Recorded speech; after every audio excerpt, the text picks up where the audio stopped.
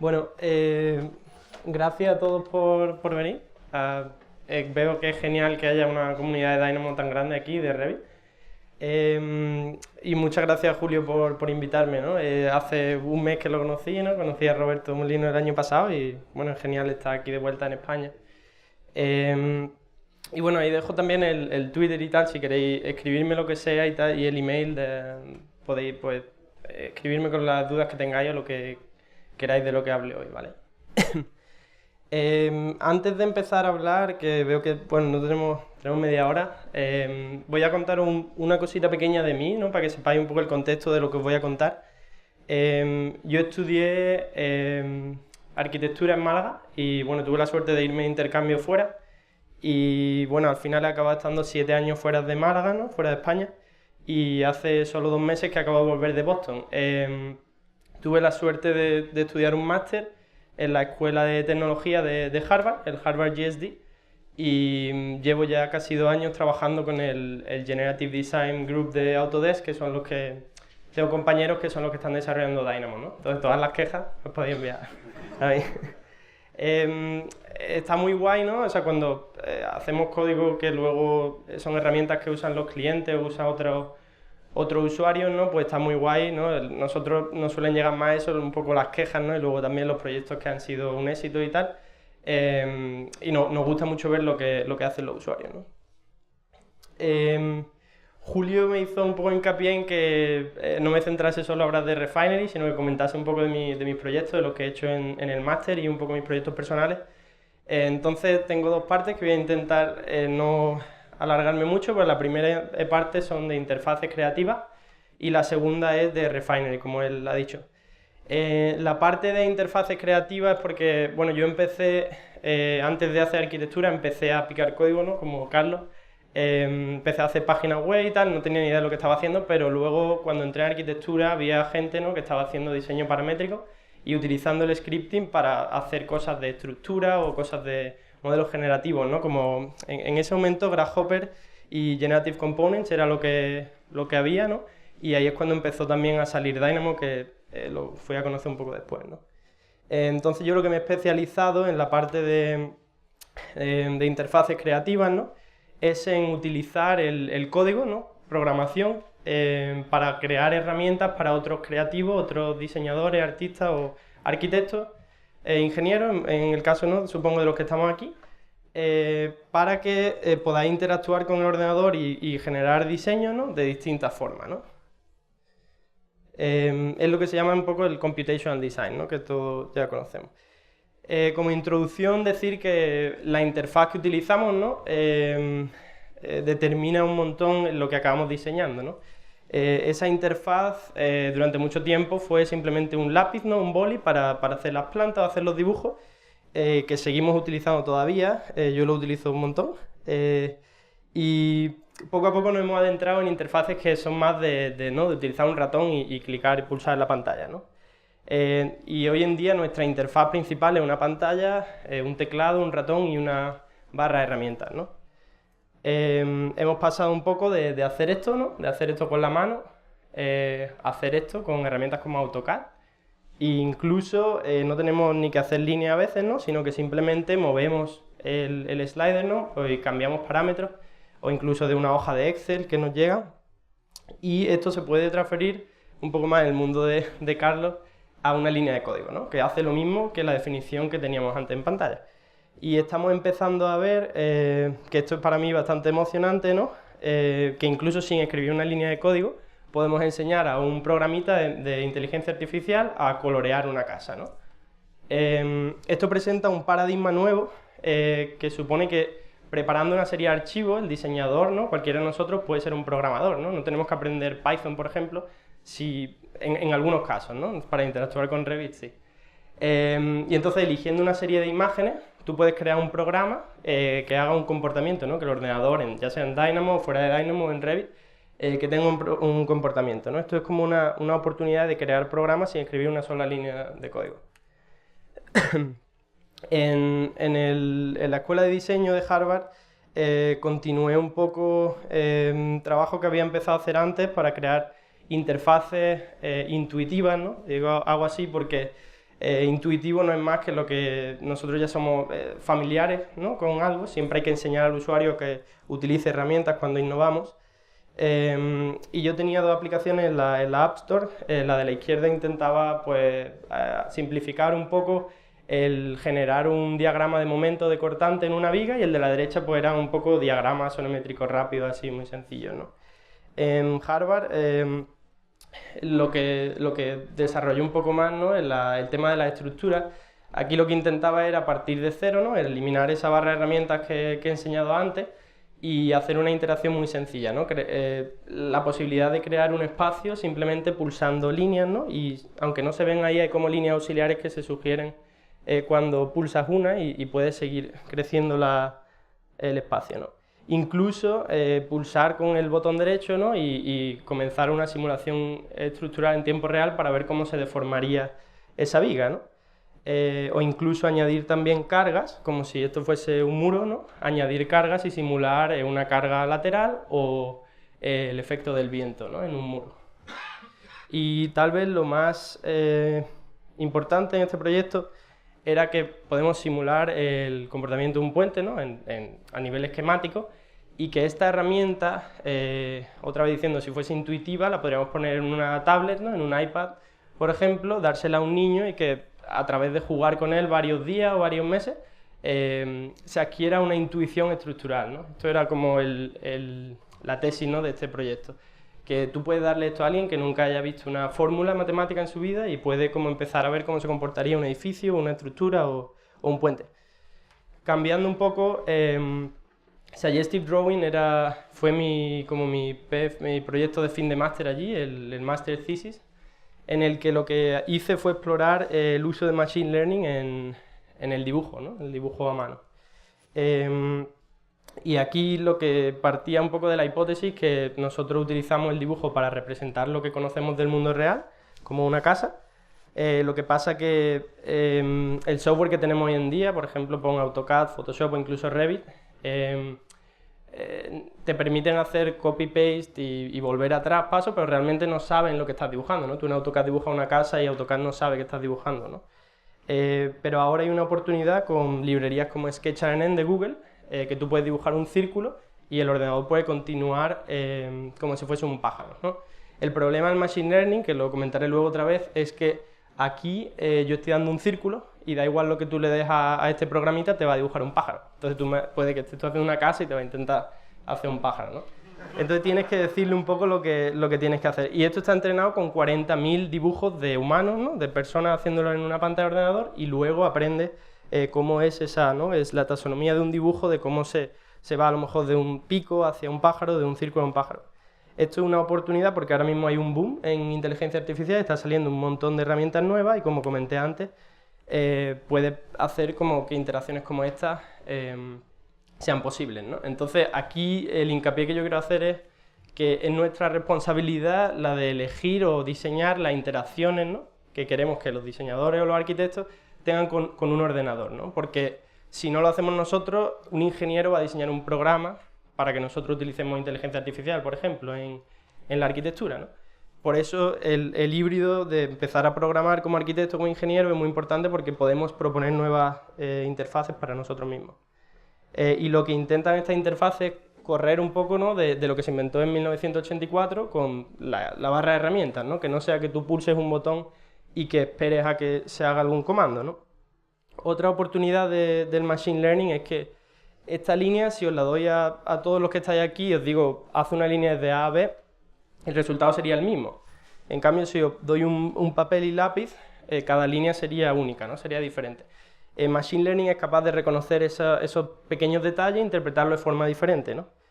Y luego que también tenemos que mirar el problema, podemos mirarlo en dos paradigmas, ¿no? En la izquierda ves un problema que es como un laberinto, ¿no?, del que tienes que salir y hay una solución que es básicamente un camino hacia afuera, pero en la derecha es más como un proceso escultórico que tú estás como modelando algo y en cada paso que das reevalúas un poco hacia dónde vas, ¿no? No hay un objetivo.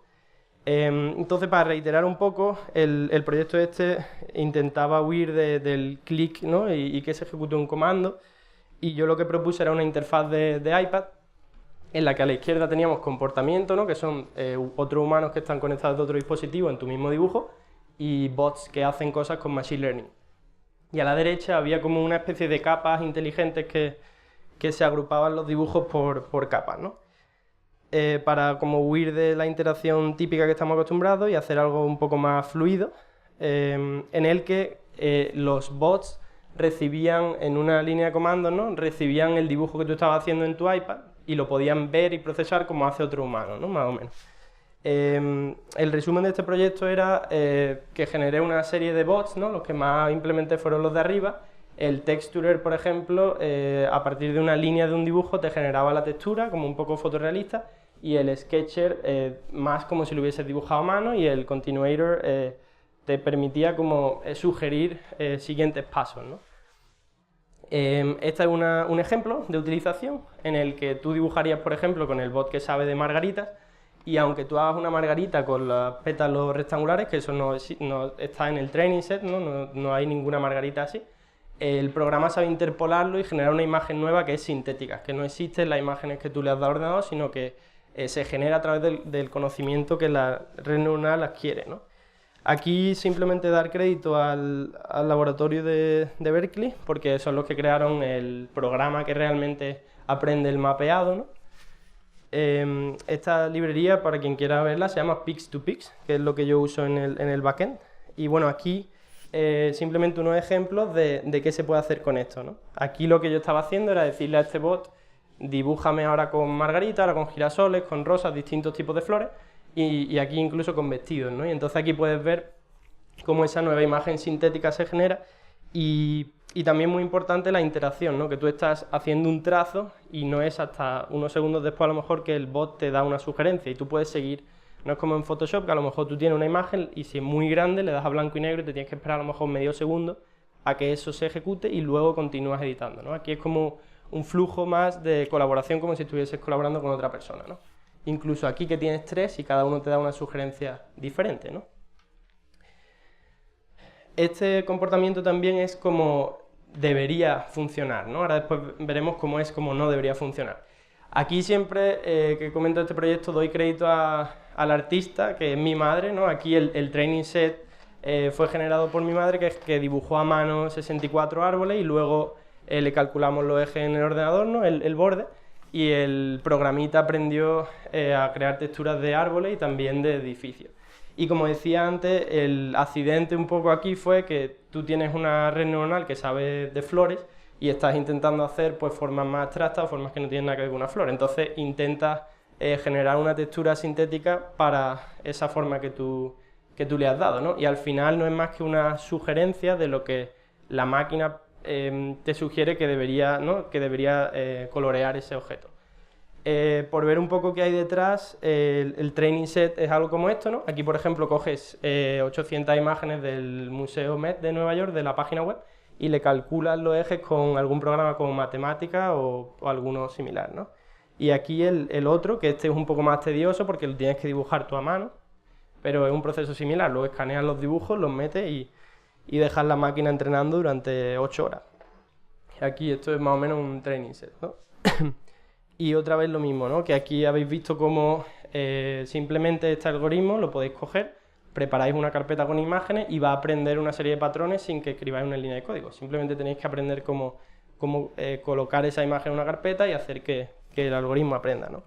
Para mí este proyecto, la conclusión fue que, bueno, esto es una ilustración que yo a veces hago, ¿no? Y el color, yo a lo mejor no se lo hubiese dado, pero es el programa el que sugiere cómo colorearlo, ¿no? Esa es un poco el trasfondo de este proyecto, ¿no?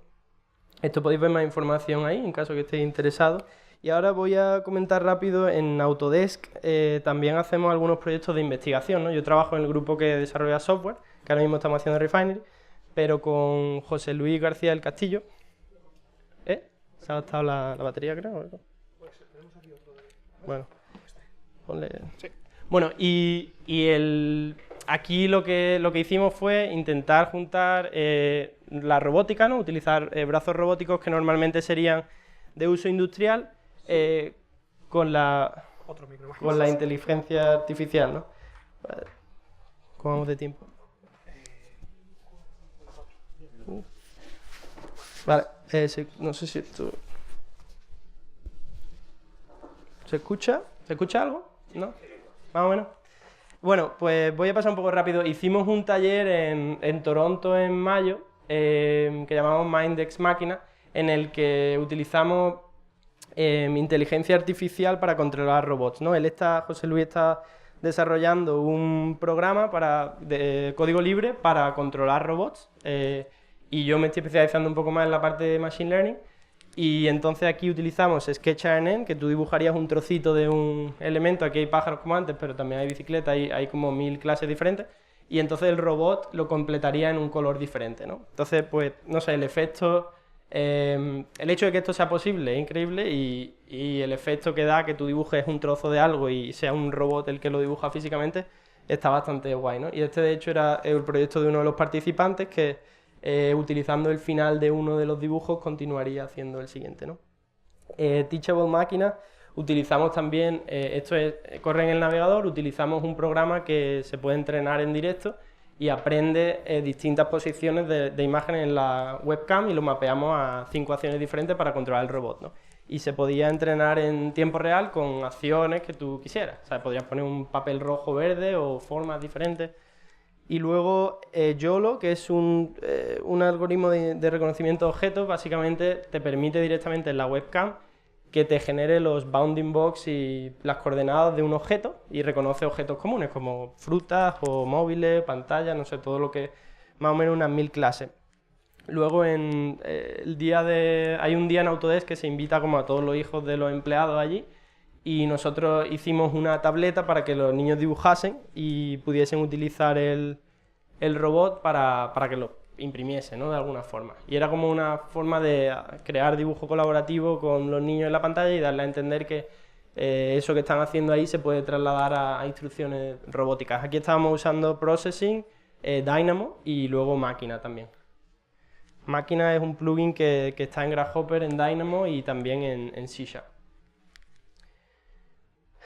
Luego, pues voy a comentar muy rápido porque si no, no me ha dado tiempo. Getting Simple es un proyecto que estoy haciendo yo ahora mismo, ¿no? Que es como una cosa por mi cuenta. Es un proyecto que surgió a través de mi blog, que en 2013 empecé pues, a escribir cosas un poco relacionadas a la productividad, la eficiencia, estilo de vida que no sea muy, muy estresante, ¿no? Pero a la vez, si tienes ambiciones, poder realizarlas, ¿no? Y en 2017 grabé las primeras entrevistas para el podcast, que he empezado hace poco.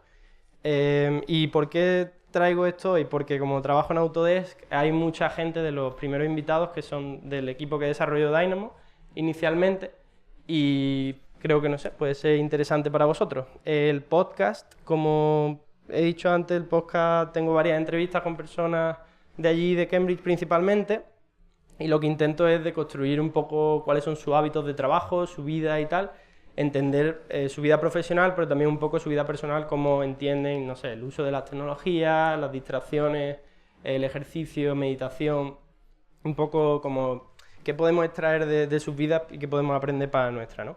Y un poco el eslogan es esto, ¿no? Como simplifica un poco lo que hacen, ¿no? Y haz menos cosas, pero mejor, ¿no? Ahí es un poco lo que decía antes Eduardo, ¿no? Que si haces menos cosas, pero haces a lo mejor un script que te va a ayudar un montón, luego te ahorras mucho tiempo, ¿no?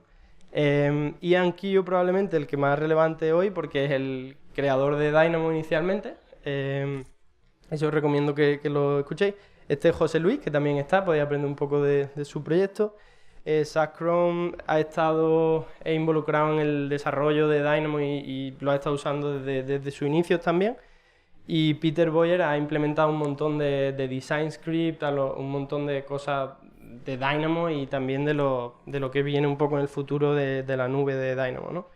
Y luego también Ben Fry, que es uno de los creadores de Processing, que también es un entorno de programación muy famoso. Y bueno, esto está en Apple Podcasts y en Spotify. Y ahora voy a hablar de la segunda parte, de Refinery, que se supone que es lo que venía a hablar originalmente, pero Julio pensó que podía ser interesante comentar otros proyectos. Entonces, bueno, otra vez, si tenéis cualquier comentario o lo que sea, o curiosidad, duda o ayuda, escribirme a mí un email en Twitter o donde queráis. Esta herramienta, como he dicho, yo trabajo en el equipo de Dynamo y nosotros estamos diseñando Refinery. Es una herramienta que trae métodos al diseño que, como vais a ver, no son nuevos, ¿no? No son métodos que no existiesen o que hayamos hecho nosotros, porque son métodos como algoritmos genéticos o cross-product o cosas, ¿no? Algoritmos matemáticos, pero nosotros lo que estamos ofreciendo un poco es un workflow, ¿no? Un flujo de trabajo que recoja eso y que no haya, que cada empresa no lo haga de una forma diferente, sino que se comparta un poco el ecosistema o la forma en la que se hace. Lo que estamos ofreciendo son esos flujos de trabajo para conocer un poco más vuestro diseño, con la intención de optimizarlo, mejorar las opciones y todo esto a partir de un modelo generativo, ¿no? En Dynamo con Revit. El historial un poco del proceso, cómo empezó, como he dicho, The Living es un estudio de diseño, como cualquiera de los que podáis trabajar vosotros, ¿no? Que lo adquirió Autodesk hace varios años y ellos estaban haciendo sus propios scripts en Python, utilizando herramientas paramétricas y tal, para utilizar estos métodos de optimización con algoritmos genéticos, ¿no? Y entonces el año pasado Mike Dewberry en el equipo de Dynamo desarrolló como una primera alfa de lo que es Refinery ahora, que era intentar crear una extensión de Dynamo que recogiese ese flujo de trabajo, ¿no? Tener un servidor que te calcula las opciones, que las evoluciona y las optimiza, y que luego la interacción que tú haces aquí refleje el cambio en la solución en Dynamo y en Revit. Y la beta, lo actual que estamos desarrollando, es una aplicación que estamos haciendo completamente nosotros web y tiene también una extensión en Dynamo, pero bueno, eso ahora comentaré.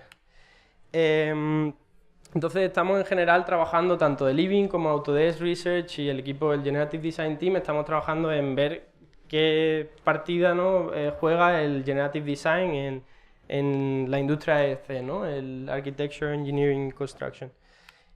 Por nombrar así rápidamente, como la definición que tiene Autodesk del Generative Design es establecer objetivos de alto nivel y algunas restricciones de diseño para utilizar el poder de la computación de los ordenadores de hoy en día para automatizar la búsqueda de soluciones, ¿no? en el acorde al criterio que tú definas en tu diseño. Y algunos de esos procesos simulan el crecimiento y la evolución de la naturaleza, ¿no? Esta imagen es simplemente una referencia a Darwin, ¿no? Que encontró que el pinzón, ¿no? se evolucionó hacia 15 especies diferentes, simplemente porque los picos que salían en las nuevas mutaciones permitían comer un tipo de comida diferente, como fruta o semillas, otros larvas o incluso algunos utilizar el pico más grande para cogiendo palos y usarlo como herramienta el palo, ¿no? Y eso pues da pie a que no sé, la selección natural al final, pues algunos pájaros consiguen una función diferente, ¿no? Aquí ese es un proceso similar a lo que queremos hacer nosotros, ¿no? Tenemos un modelo generativo en Dynamo, tenemos formas de evaluar si ese diseño es mejor o peor en la gráfica, ¿no? Y luego algoritmos genéticos que evolucionan esa opción y generan nuevas posibilidades, ¿no? Y bueno, y luego hacer también un poco hincapié que esto, lo que estamos intentando hacer es incorporar esto en flujos de trabajo con otras tecnologías, ¿no? Ahora os voy a enseñar Refinery y algunos proyectos que se han hecho con estos flujos de trabajo, pero antes lo que quiero decir es que el flujo de trabajo generativo lo que se puede aplicar es tanto al diseño de productos como de edificios y espacios aquí abajo, como a vecindarios enteros arriba a la derecha, ¿no? A la escala de Product Design, otra vez con Autodesk Research, ¿no? Se desarrolló esta partición biónica en la que hay cientos y miles de opciones, ¿no? Y lo que se hacía era simplemente optimizar esa partición para que tuviese el menor peso posible y la mayor resistencia estructural también, ¿no? A la escala de arquitectura, uno de esos primeros proyectos que hizo The Living con su propio flujo de trabajo, código, ¿no? Y sin tener una interfaz en sí, era la oficina nueva de Autodesk en Toronto, que la verdad que está muy guay. Ellos definieron primero las limitaciones del programa, ¿no? Los requerimientos de ese proyecto, y luego marcaron como un esquema de estos de araña con los 6 objetivos que querían maximizar o que estaban buscando en el proyecto, ¿no? Y luego con uno de estos procesos en funcionamiento lo que hacía era que ahí tienes, por ejemplo, los escritorios en amarillo y las habitaciones de meeting en azul, y se van generando distintas opciones que luego, gracias a estos objetivos, se pueden evaluar y darle una puntuación, ¿no? En términos de Space Planning, también hicieron con el mismo código, hicieron el espacio de exhibición de exposiciones de Autodesk en Las Vegas, que es un evento anual, ¿no? Y entonces aquí lo que se trata es de generar un montón de opciones y cada una de ellas aplicarle una evaluación, ¿no? Ver cómo de buena es. Y entonces se van mutando y evolucionando las opciones que en cada generación de esa mutación hayan sido mejores, ¿no? Hasta llegar a aquí las últimas generaciones de evolución son las más rojas, ¿no?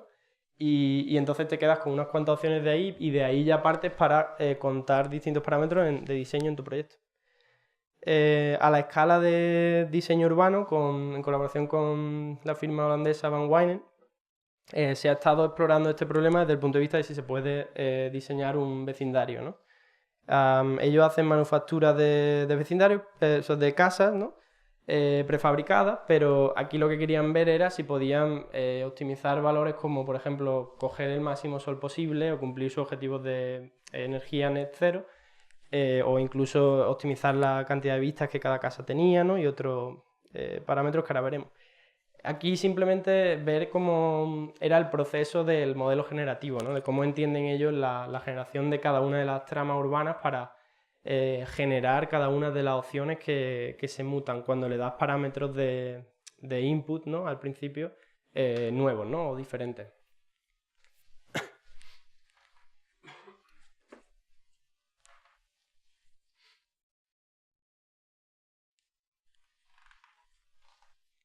Y otra vez ver el spider chart en el que se van como viendo cómo se miden cada uno de esos objetivos que al final, de la forma en la que esto se tiene en cuenta en el proceso, es que son los outputs, ¿no? Las variables que hay al final de una gráfica de Dynamo.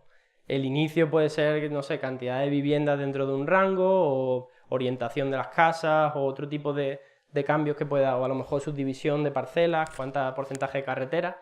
Y al final de la gráfica, ¿no? Tú modificas esos parámetros iniciales, al final de la gráfica recabas un poco esta información para que la simulación y la evaluación pueda funcionar de esa manera, ¿no? Entonces, lo que se le ayudó a este estudio era evaluar, pues, explorar 15.000 opciones, ¿no? Que a mano no se podrían a lo mejor generar o no tendría sentido, para poder ver cuáles son las mejores, ¿no? Y en este prototipo intermedio lo que se veían eran todas las opciones, se podían cambiar los valores por los que tú los veías en la gráfica. Entonces cuando tú pinchabas en una de estas opciones que veías ahí, eso se transmitía a Dynamo, ¿no?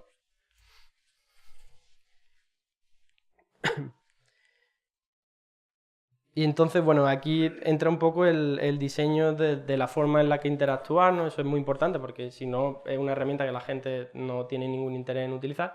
Y aquí a ellos lo que le permitió es evaluar 3 de esas opciones mejores, ¿no? Mejores de acuerdo a los criterios que ellos habían establecido, y entonces pues hacer el diseño, ¿no? O empezar con un criterio diferente, ¿no? Dynamo, bueno, pues el problema, mucha gente que está adentro dice que ha sido de las gráficas más complejas que han visto, ¿no? Porque al final el programa de generación de ese barrio urbano tiene muchísimas cosas, ¿no? Pero eso ya depende un poco ¿no? Por ahora depende un poco de la lógica de la gráfica que tengáis vosotros, ¿no? Y bueno, pues esto han sido un poco ver las distintas escalas, ¿no? De edificios, espacios, productos y vecindarios que se pueden diseñar. Y esto como un esfuerzo, ¿no? Del esfuerzo de crear herramientas generativas del equipo de Autodesk en este espacio, ¿no? La progresión de producto un poco que Autodesk ha intentado hacer, ¿no? En lo que llamamos ahora traditional design, pero no lo es el diseño paramétrico con Revit, programación visual con Dynamo, incluso scripting y tal. Y luego un proyecto que hizo también nuestro equipo fue Fractal, que al final era de generación de distintas opciones, ¿no? Para explorar el espacio de posibilidades con los inputs que le has puesto a tu gráfica de Dynamo. Y el siguiente paso, pues es Refinery, ¿no? Es un poco Fractal, no lo seguimos desarrollando, ¿no? Ahora casi toda la funcionalidad que tenía Fractal la tiene ahora Refinery. Y lo que se integra es la optimización del diseño, ¿no? Un punto de vista un poco más ingenieril, pero te permite hacer también más diseño, ¿no? Y luego Machine Learning, que todavía está un poco en el horizonte y que estamos ahora mismo explorando a ver de qué forma o qué papel juega en Refinery o en otros proyectos, ¿no? Voy a ir, porque queda poco tiempo, voy a enseñar un poco la forma o los conceptos a nivel global de cómo se implementaría un nuevo workflow, un flujo de trabajo generativo, ¿no? Con Refinery. Esta es la interfaz de Refinery. Simplemente quería enseñar esto porque veáis un poco lo que os podéis encontrar, ¿no? Estamos intentando que la interfaz sea, o sea, que tenga los menos botones posibles, ¿no? Para no liarte mucho en la interfaz y que pueda hacer cosas muy concretas, ¿no? Yo, de hecho, en los últimos meses me está dedicando un poco a que los problemas que el usuario se suele encontrar y que no tiene ni idea o la interfaz no te dice lo que pasa, es decírtelo muy claramente. O sea, tienes 3 nodos que has hecho tú, que has agrupado tú, que no están en este directorio. O tienes, te falta poner un input, un output, ¿no? Hacer un poco que la herramienta sea intuitiva o fácil de utilizar y de preparar una gráfica correctamente. ¿Cómo se comenzaría con Refinery, ¿no? Lo primero empezaríamos en Dynamo, ¿no? Hay un botón cuando tú instalas esta... Refinery es una extensión de Dynamo que está hecha en C# y que te hace como de plugin, ¿no? Te genera un nuevo botón que tú puedes abrir y se te abre la ventana de Refinery. Y Refinery en sí es una aplicación web, ¿no? Ahora mismo corre en tu ordenador, pero en el futuro correrá en la nube como una aplicación en la que tú puedas meterte de cualquier navegador. Y bueno, entonces en Dynamo lo que se empieza es marcando cuáles son los inputs, ¿no? La información que tú quieres que se modifique o los parámetros que tú estás evaluando a ver cuáles son los mejores.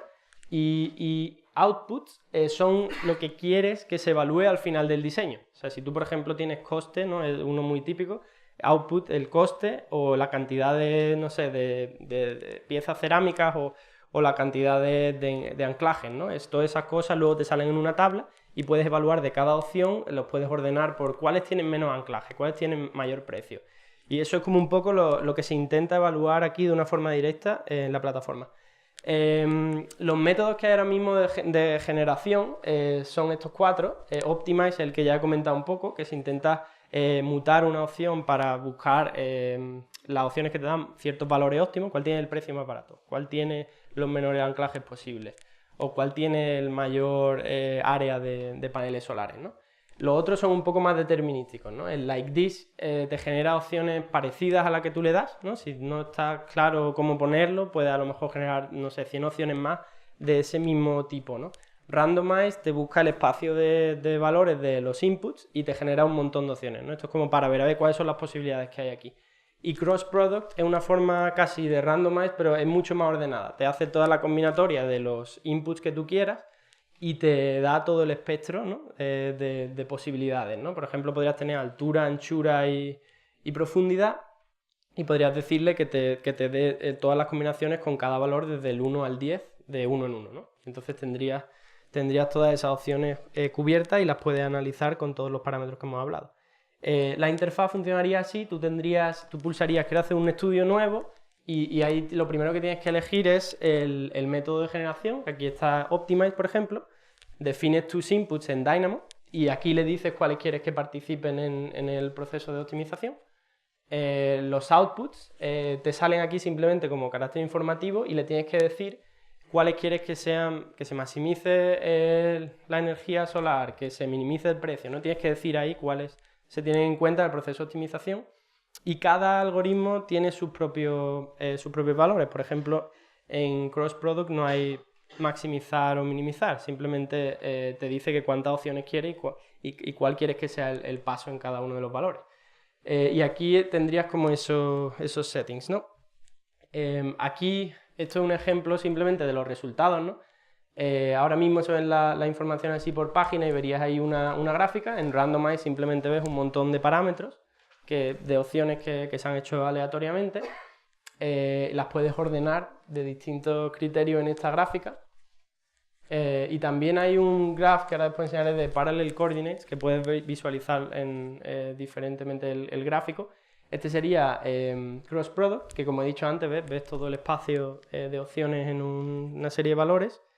Y luego, ves, esto lo puedes organizar diferente. Y luego Optimize, que este es tal vez el más interesante hasta ahora porque te da la curva de Pareto, ¿no? Que como que satisface un poco los objetivos que tú le has dado al modelo que quieres conseguir.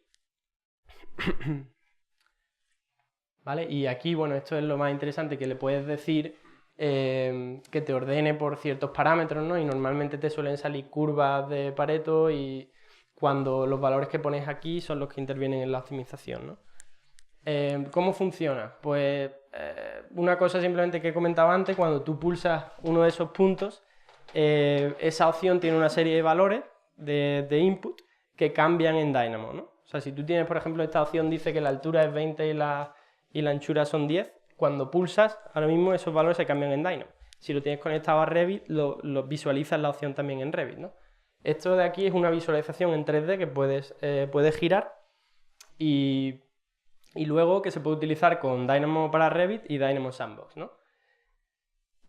Hay una limitación conocida en Revit, que hemos hecho un nodo que se llama Data Remember, eso simplemente por si lo utilizáis y tenéis ese problema. En Revit, cuando tú estás ejecutando el proceso de optimización, no tienes Revit, el programa no lo tienes corriendo en el servidor, ¿no? Entonces, el Data Remember te permite que encapsules, por ejemplo, no sé, el número de plantas o no sé, una superficie concreta o otros parámetros de Revit en la gráfica de Dynamo. Y si lo abres luego en Dynamo Sandbox, vería si Revit está corriendo y si no está corriendo usaría el último valor que ha recibido esa gráfica en Revit. Eso es para hacerlo compatible con gráficas de Revit que funcione. Y luego que el servidor de Refinery actualmente corre en la máquina, ¿no? En tu ordenador, y en el futuro se moverá a la nube, ¿no? Aquí lo podéis descargar, hace 2 semanas que abrimos la beta, ¿no? Está todavía en beta, o sea que podéis esperar que haya muchas cosas que fallen o que vaya lento o que cosas que nos gusten, porque todavía estamos en desarrollo, ¿no? Y todos los días rompemos cosas. O sea, tenemos el equipo, ¿no? Estamos haciendo un montón de cosas nuevas, intentando, sobre todo, que tenemos un foro en el que toda la gente que se registra puede preguntar. Y entonces estamos viendo en qué máquinas les va mejor a la gente, en qué máquinas no, y qué cosas normalmente la gente se queda a lo mejor trabada o no funciona, para irlo arreglando y ver qué cosa. Entonces, como sabía que no me da tiempo a la demo, he hecho un pequeño vídeo así de una cosa muy, muy tonta, en el que tú tienes aquí, por ejemplo, un estadio, ¿no? Estás haciendo la envolvente y tienes tu gráfica de Dynamo. Y entonces, pues aquí hay más inputs, pero bueno, yo he puesto estos dos porque son los que voy a utilizar en el ejemplo, ¿no? La subdivisión de esa grilla transversalmente y lateralmente, ¿no? Entonces, abrimos, cuando instalamos Refinery, abrimos aquí, pulsamos en Refinery y se nos abre esta pantalla, ¿no? Entonces, pulsando en Nuevo Estudio, esto tal vez vaya un poco rápido, pero aquí lo que estoy... Bueno, esto es un poco rápido, no sé si... Bueno, da igual. Voy a explicarlo y ahora lo veis otra vez, que creo que vuelve. Aquí lo que se hace es que tú ves una previsualización de todas las opciones que el servidor ha generado para ti, ¿no? Y aquí he hecho una cosa muy tonta, simplemente he dicho, cámbiame las subdivisiones, ¿no? Y ahora aquí ordena, en el panel de abajo, ordénamelo de menor a mayor, ¿no? Los que tienen menos subdivisiones a más. Y entonces las opciones, esto está un poco acelerado, las opciones van saliendo y como he dicho antes, esto es un visualizador 3D en el que cada vez que pulsamos, ¿tengo 5 minutos más? Bueno, voy a... ¿Eh? Vale. No. Vale. Pues voy a intentar ponerlo aquí un segundo porque veáis la cosa. Ahora mismo... A ver, esto... ahora mismo... Bueno, esto no... voy a esperar un segundo. ¿5 minutos? Vale, pues venga, a ver. Vale. Vale, pues si tenemos 5 minutos simplemente voy a enseñarlo, pero no voy a enseñar con Revit y Dynamo porque no me da tiempo. A ver. Bueno, pues esta interfaz, como he dicho antes, en el futuro se va a mover a un navegador, ¿no? Y aquí lo que deberíamos ver ahora es Refinery, ¿no? Esta es la aplicación en sí, en el que, como he enseñado antes, ahora mismo aquí tenemos unas cajas de geometría que por la resolución de la pantalla no puedo ver. Pero bueno, aquí le daríamos a un método, ¿no? Aquí tenemos estudios que ya se han hecho antes, ¿no? Aquí a la izquierda. Y aquí tenemos una gráfica que representa esas opciones, ¿no? Y como veis, cuando la selecciono me dice cuál es de abajo. Y aquí vemos también un Parallel Coordinates Chart, que puedes evaluar los parámetros de otra forma. Y aquí también podemos ver una lista con las propiedades de cada una de las opciones, ¿no? Y las podemos ordenar para decir cuál tiene más de esto o menos, ¿no? Y verlo así, ¿no? Explorarlo. ¿Cómo se generaría una opción? Que ahora mismo no lo voy a hacer. Tú aquí tendrías 4 paneles. Los inputs, te dice los inputs que tú has seleccionado como isInput en la gráfica de Dynamo. Los outputs, lo mismo, lo que has seleccionado como isOutput, y le puedo decir si quiero optimizar para arriba, para abajo o nada. Y luego en settings, pues del método que elijo, me deja poner unos settings. Por ejemplo, en cross product me deja poner nada, porque no hay ningún setting. Y aquí en randomize me pide el número de opciones y el seed para el algoritmo de randomización, de aleatorización, ¿no?